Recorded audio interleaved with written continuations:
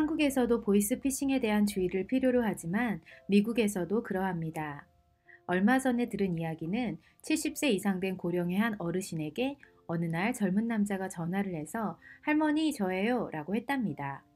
그리고 그 할머니는 케빈이니? 라고 물었고 그 전화 속의 남자는 당연하다는 듯이 의연하게 네, 저 케빈이에요. 잘 지내셨어요?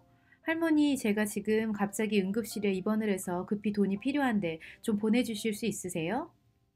그리고 그 할머니는 급한 마음에 돈을 보냈고 이 일은 사기로 판명이 났습니다. 어르신들에게 이런 일이 빈번히 일어난다고 하는데 그 이유가 뭘까요? 그것은 아마도 손주의 목소리를 정확하게 기억하지 못하기 때문일 것입니다.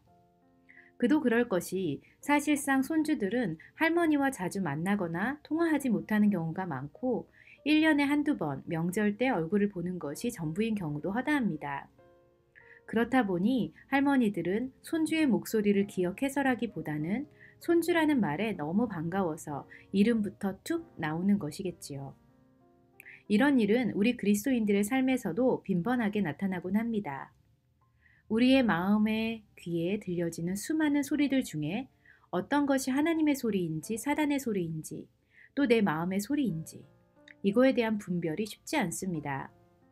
그래서 마치 하나님의 소리인 것처럼 거짓으로 가장한 사단의 소리에 쉽게 속아 넘어갑니다. 목자와 양의 관계를 한번 생각해 보았습니다.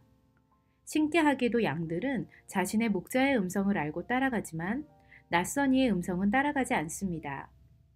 어떻게 그럴 수 있을까요?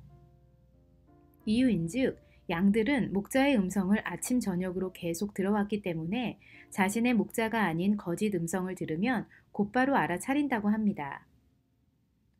어르신들이 거짓 손주들에게 속아 넘어가지 않는 방법 또한 진짜 손주의 목소리를 자주 듣고 익숙해지는 것입니다. 그러면 당연히 가짜 목소리를 분별해낼 수 있습니다. 마찬가지로 우리 역시 하나님의 소리에 익숙해지고 그분과 친밀해지면 무엇이 사단의 소리, 즉 거짓 메시지인지 반드시 알 수 있을 것입니다. 위조 지폐 감별사들은 진짜 지폐를 만져보고 알아보는 훈련을 반복적으로 함으로 인해 위조 지폐를 감별해낼 수 있다고 합니다. 진짜를 깊이 알면 가짜 역시 분명히 가려낼 수 있습니다. 구약시대의 하나님의 소리는 직접적인 음성이기도 했고 선지자들을 통해 들려지는 소리이기도 했습니다. 신약시대에는 예수님의 직접적인 음성이 곧 하나님의 소리였습니다. 하지만 지금 우리에게 있어서 하나님의 소리는 무엇일까요? 그것은 바로 성경 자체입니다. 주의 말씀을 열면 빛이 비치어 우둔한 사람들을 깨닫게 하나이다. 아멘. 이 말씀을 보고 깜짝 놀랐습니다. 상상해 보십시오. 당신이 성경을 펼쳤는데 열자마자 그 속에 환한 빛이 쫙 펼쳐지고 읽는 모든 말씀이 깨달아진다면 정말 영화 같지 않습니까? 지금 이 순간 성경을 펼치기만 해도 하나님의 은혜의 빛이 저를 비출 것만 같습니다.